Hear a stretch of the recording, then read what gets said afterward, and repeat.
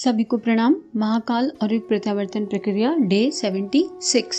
परम पूज्य गुरुदेव वंदे माता जी आदिशक्ति माँ गायत्री से प्रार्थना कि हम सब के भीतर विवेक जागृत हो, प्रेम भक्ति ज्ञान जागृत हो और हम जो भी गुरुदेव हमें समझाना सिखाना चाहते हैं, जिस भी पथ पे आगे बढ़ाना चाहते हैं, हमारे इष्ट उस पथ पे आगे बढ़ सके, करेज के साथ, हिम्मत के साथ, इसी भाव से आगे बढ़ते हैं।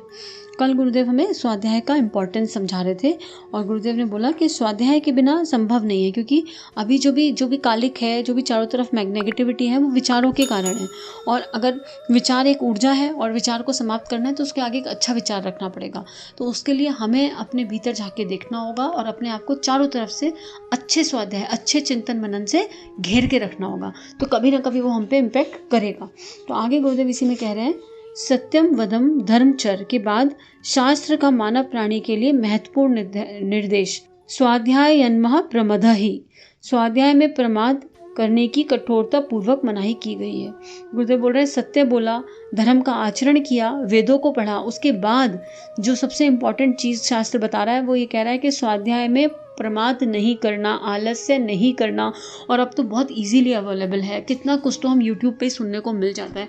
मैं शिवानी दीदी को बहुत सुनती हूँ, मुझे बहुत अच्छा लगता है उनको सुनना। ऐसी कितनी चीज़ें अवेलेबल हैं हमारे पास कि हम कभी भी सुन सकते हैं, चलते फिरते, उठते बैठते। और अगर आप बीइंग अ फीमेल, मेरा किचन में बहुत टाइम स्पेंड करता है, तो जितनी भी हमारी हाउसवाइफ्स हैं वो तो एक ब्लूटूथ स्पीकर से या ईयरफोन के थ्रू पूरा समय किचन में जितना भी लगा रहे हो ना, उस समय आप ज्ञान सुन सकते हो। और आप बिलीव में, आपके खाने में वो एनर्जी ट्रांसफर होने लगेगी और वो तत्व ज्ञान ऑटोमेटिक सब परिवार वालों में स्प्रेड होने लगेगा। आगे गुरुदेव लिख रहे हैं, भोजन शयन स्नान जैसे नित्य कर्मों में ही स्वाध्याय की भी गणना है। कितना इंपॉर्टेंट है ये। जिस प्रकार आहार के बिना शुद्धा की निवृत्ति नहीं हो सकती, जिस मनोभूमि को स्वाध्याय नहीं मिलता वह उसर नीरस दुर्बल और विकृत होती चली जाती है। बर्तनों को नित्य मांजना पड़ता है, दांत रोज साफ करने पड़ते हैं, स्नान नित्य किया जाता है, कमरे में झाड़ू रोज लगाई जाती है। इसी प्रकार मन पर वातावरण से निरंतर पड़ने वाले बुरे प्रभाव का, मलिनता का निराकरण करने के लिए नित्य स्वाध्याय की आवश्यकता है। कितना इंपॉर्टेंट है। जैसे हम अपनी फिजिकल बॉडी को क्लीन रखते हैं, उसी तरह अपनी मेंटल बॉडी की क्लीनिंग भी बहुत इंपॉर्टेंट है। और उस मेंटल, क्योंकि 24 घंटे में इतने सारे विचार आ जाते हैं, आप खुद ही देख लो। अभी बैठे हैं, 1 घंटे में किसी के लिए कुछ भी सोच लेंगे, कोई जरा सा आगे कुछ कह के तो चला जाए और फिर देखो कितनी सारी विचारों की श्रृंखला बनती जाएगी। उसी पे बिना फिजूल का चिंतन मनन होता जाएगा। जहाँ करने की जरूरत है वहाँ नहीं करेंगे और बिना बात पे बहुत करेंगे, तो इतनी धूल जम जाती है। तो उस धूल की सफाई के लिए स्वाध्याय बहुत इंपॉर्टेंट है, सत्संग बहुत इंपॉर्टेंट है। अन्यथा मनोभूमि मलिनता से इतनी आच्छादित हो जाती है कि उसमें सड़न, दुर्गंध और के अतिरिक्त कुछ और दिखाई नहीं पड़ता। ये जो डिप्रेशन है, ये क्या है? डिप्रेशन के केसेस हम आए दिन सुनते हैं, लोग समझ ही नहीं पा रहे, एक्सपेक्टेशंस में उलझे पड़े हैं। वो क्या है? वो स्वाध्याय की कमी है, ज्ञान की कमी है कि मैं हूँ कौन। फॉल्स आइडेंटिटी में घूमे पड़े हैं और इधर उधर भटक रहे हैं। और कुछ लोग सॉल्यूशन भी ढूंढ रहे हैं, पर इतना डिफिकल्ट लग रहा है अब ये सॉल्यूशन इंप्लीमेंट करना, क्योंकि कभी शुरू से सुना नहीं, समझा नहीं, परिवार में, वातावरण में नहीं मिला। तो अब ऐसा लग रहा है कि कितना बड़ा बोझ आ गया, ये कैसे इंप्लीमेंट होगा। तो ये क्या है? ये सब असुरता ही है और इससे डिप्रेशन हो रहा है। और फिर डिप्रेशन में क्या क्या कदम उठा लेते हैं लोग। ऐसा मन असुरता का ही निवास स्थल हो सकता है।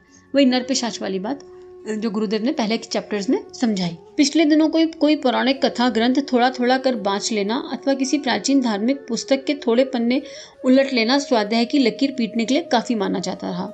यह सर्वथा अपर्याप्त है। अब आप ये कहने लगो कि भाई हम तो रोज रामायण पढ़ते हैं, रोज गीता के पाठ श्लोक करते हैं, और हम तो ये वाला ग्रंथ पढ़ रहे हैं, हम तो रोज चालीसा कर रहे हैं, रोज दुर्गा सप्तशती कर रहे हैं, ऐसा कर रहे हैं, वैसा कर रहे हैं। हमने उसको किया, लेकिन क्या उसके अर्थ पे चिंतन मनन किया? हम वो क्यों कर रहे हैं, हमने वो समझा? भाई रामायण के एक एक श्लोक को पढ़ा कि भाई क्या है राम जी का चरित्र और मेरे चरित्र में और राम जी के चरित्र में क्या है। गीता पढ़ ली, कृष्ण जी ने कैसा जीवन दिया और मैं कैसा, मेरा जीवन कैसा है एज एन इंडिविजुअल आत्मनिर्माण के लिए। हम केवल वो श्लोक संस्कृत में पढ़ लेते हैं और हमने 2 घंटे पाठ किया, ऐसा किया वैसा किया, लेकिन उसके तत्व दर्शन को नहीं समझते। तो गुरुदेव यहाँ यही कह रहे हैं कि उसका अपना महत्व है, लेकिन वो अपर्याप्त है। कब तक? जब तक वो आपकी मेंटल क्लीनिंग नहीं कर रहा है, उसका कोई लाभ नहीं है। कर लो लेकिन कोई लाभ नहीं है उसका। और अगर लाभ चाहिए तो चाहे दिन में 1 ही श्लोक पढ़ो, पर उसका अर्थ पढ़ो। रामायण पढ़नी है ना तो 1 श्लोक पढ़ो, उसका अर्थ पढ़ो, उस पर चिंतन मनन करो और फिर अपने जीवन में वो श्लोक कैसे फिट बैठेगा वो आइडेंटिफाई करो। तब जो है स्वाध्याय होगा, तब उसको पढ़ने का कोई मतलब बनता है। आगे गुरुदेव लिख रहे हैं, जीवन की, परिवार की, समाज की बाह्य तथा अंतरंग समस्याओं पर जो साहित्य वर्तमान परिस्थितियों के संदर्भ का ध्यान रखकर व्यवहारिक एवं बुद्धि संगत हल उपस्थित कर सके, वही स्वाध्याय का उपयुक्त माध्यम माना जा सकता है। उसी से किसी का मार्गदर्शन, समस्याओं का समाधान की आशा की जा सकती है। आप गीता उठा लें, हम पढ़ लें, गीता के संस्कृत हमें आती नहीं, संस्कृत के श्लोक आते नहीं, मीनिंग पढ़ भी लेंगे तो उसका तत्व नहीं समझ पाएंगे। तो उसको मनीषियों ने ट्रांसलेट करके रखा। अब ये बुक क्या है, ये जो बुक हम पढ़ रहे हैं, या गुरुदेव ने तो सारा सब कुछ ट्रांसलेट कर रखा है, सारे वेद, सारे उपनिषद सहज भाषा में अवेलेबल करा दिए। ये सब क्या है? तो अगर हम उसकी जगह ये कर लें तो ये गीता पढ़ने से कम नहीं है, ये जो हम पूजा अर्चना करते हैं उससे कम नहीं है। पढ़ के इम्प्लीमेंट करने की दिशा में, आत्मनिर्माण की दिशा में बढ़े तो उससे छोटा या उससे कम नहीं पड़ेगा। यही बात गुरुदेव को बोल रहे हैं कि ऐसा स्वाध्याय हो जो वर्तमान समस्याओं से बाहर निकालने में मदद कर सके। मतलब ये ना, वर्तमान समस्याएं हमें पता है क्या है, लेकिन हम उनको छोड़ रहे हैं और कह रहे नहीं नहीं भाई, आपकी अगर ये समस्या है ना, तो समस्या का तो हमें पता नहीं, इसका तो हल हमारे पास है नहीं। मान लीजिए कोई आए मेरे पास, जैसे कितने काउंसलिंग के केसेस आते हैं, आने के बाद बंदा कह रहा है कि भाई मैं बहुत डिप्रेस्ड हूँ, मुझे समझ में नहीं आ रहा है, मेरा पति ऐसा करता है, मेरे बच्चे ऐसे करते हैं, मुझे कोई समझने को तैयार नहीं। अब उन्हें बोलूँ आप भाई आपके पति बच्चों का तो पता नहीं, और डायरेक्ट बोल दूँ जाओ ना रोज 27 माला करो, क्या होगा उस 27 माला से जब तक उसको तत्व दर्शन समझ में नहीं आएगा? नहीं नहीं आप करो, फिर वो 27 माला 9 दिन करके वापस आएंगे, अरे हमने तो रोज घंटी बजा के 27 माला करी। उनको समझाया तो था ही नहीं कि 27 माला करनी है, उसके पीछे उद्देश्य क्या होना चाहिए, मूल भाव क्या होना चाहिए, और अपना आत्मनिरीक्षण कैसे होना चाहिए, वो सब तो बोला ही नहीं। और वो 27 माला इस भाव से करा है अरे पति को सद्बुद्धि मिले, ये तो पता ही नहीं कि खुद की बुद्धि सद्बुद्धि है या नहीं। उनको ये तो बोला ही नहीं कि आत्मचिंतन करो, अपने को चेक करो। और ये हम अपने लिए भी करते हैं, हम तो गलत हो ही नहीं सकते, उंगली उठा देते हैं पूरी दुनिया गलत है, अपने भीतर झांक के नहीं देखेंगे। तो स्वाध्याय का मतलब है खुद के भीतर झांक के देखना कि भाई क्या क्या एरिया ऑफ इंप्रूवमेंट है, क्या क्या करना है। और फिर जब ये चलने लगता है ना, तो फिर लाइफ बहुत ब्यूटीफुल हो जाती है, ऑटोमेटिक ब्यूटीफुल हो जाती है। आगे गुरुदेव लिख रहे हैं, खेद की बात यह है कि इस प्रकार की स्वाध्याय उपयोगी साहित्य ढूंढे नहीं मिलता।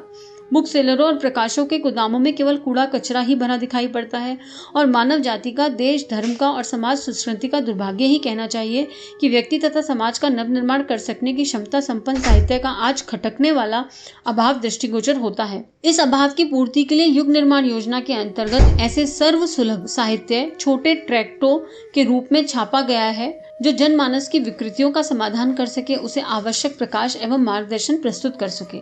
जीवन के हर पहलू और समाज की हर समस्या पर इस प्रकाशन के अंतर्गत एक क्रमबद्ध प्रेरणा प्रस्तुत की जा रही है।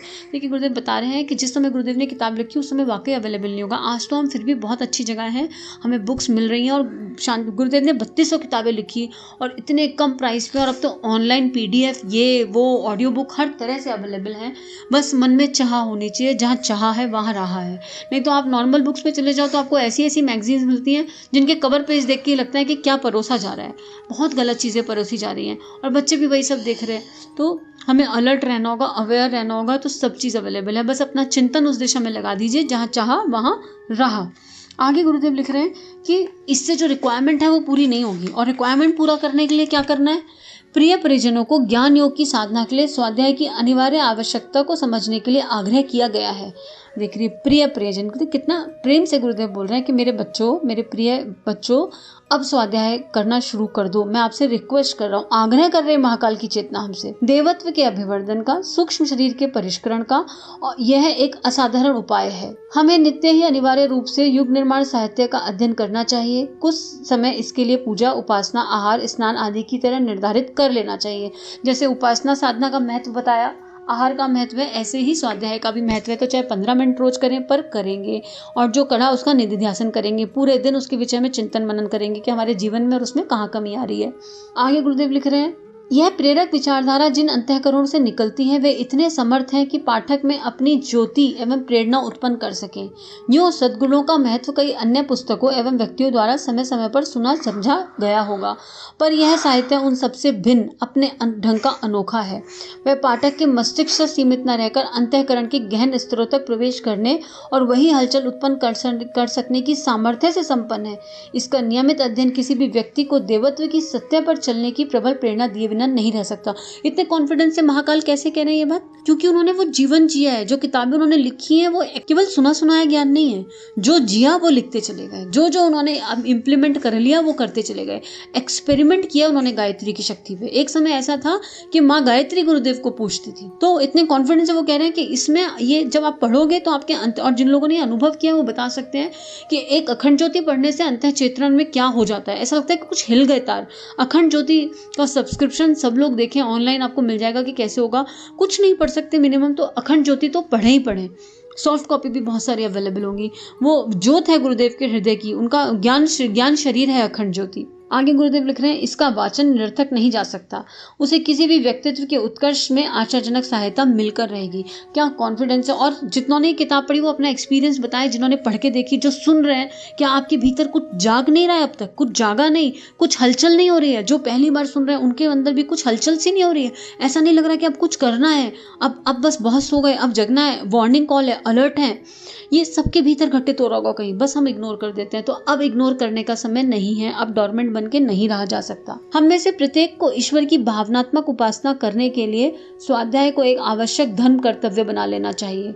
ईश्वर की प्राथमिक पूजा मूर्ति, चित्र आदि के ध्यान और अक्षत, पुष्प, नैवेद्य, धूप, दीप आदि उपकरणों के साथ होती है, पर आगे चलकर माध्यमिक उपासना उच्च विचारधारा रूपी प्रतिमा को मन मंदिर में स्थापित करके ही अग्रगामी बनाई जा सकती है।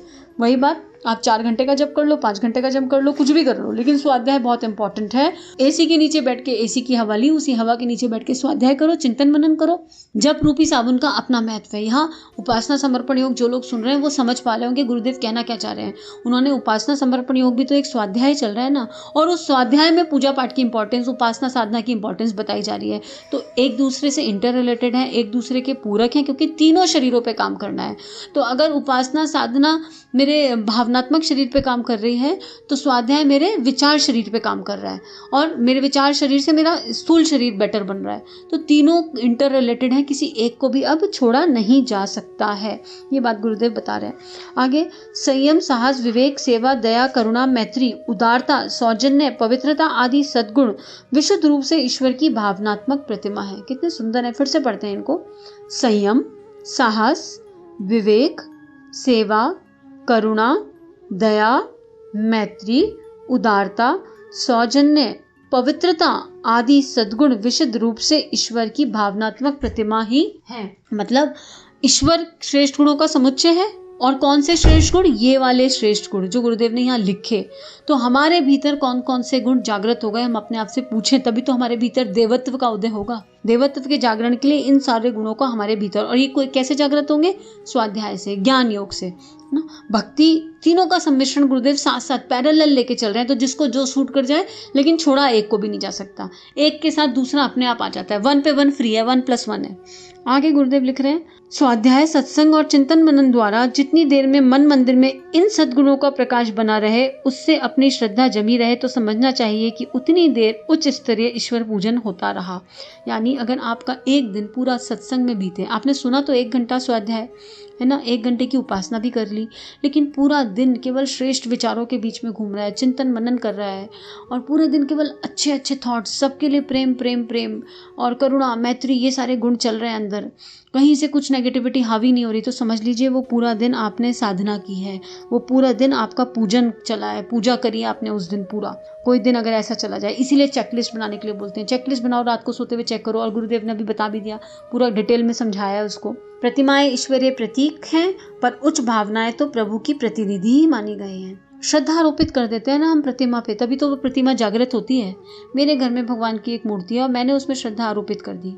किसने? मुझे अंतःकरण से एक भाव मिला, मैंने मान लिया अब ये मेरी मूर्ति सब कुछ है। माँ मीरा ने क्या किया? श्रद्धा आरोपित करी ना कान्हा जी की मूर्ति पे, और फिर उसी में समा गई। इतनी प्रगाढ़ श्रद्धा आरोपित कर दी कि ज्ञान की चरम सीमा, बचपन में ही ज्ञानी हो गई, मतलब जन्म से ही ज्ञानी समझ लो, और फिर खो गई उसी प्रतिमा में।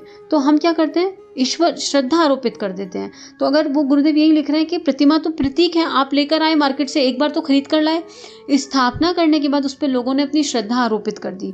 तो भावनाएं, वो उच्च भावनाएं प्रभु की प्रतिनिधि हैं। तो अगर मैं चलता फिरता शक्तिपीठ बनने के लिए बोला गुरुदेव ने सबको, ये कहा कि भाई तुम मेरे अंग अवयव हो, चलता फिरता शक्तिपीठ बन जाओ, इतनी वाइब्स तुम्हारे अंदर से रेडिएट होनी चाहिए कि जो तुम्हारे एनर्जी ऑरा में आ जाए, अगर वो थोड़ा भी जागृत है तो उसमें एक चेंजेस हो जाए, उसके जीवन में बदलाव आ जाए। ये गुरुदेव ने बोला।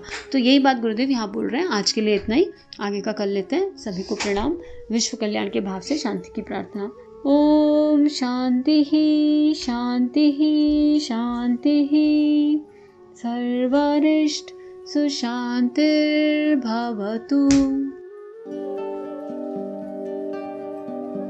हमारे YouTube चैनल को सब्सक्राइब करें और बेल आइकन को दबाकर ऑल पर क्लिक करें ताकि नोटिफिकेशंस आपको मिलती रहें।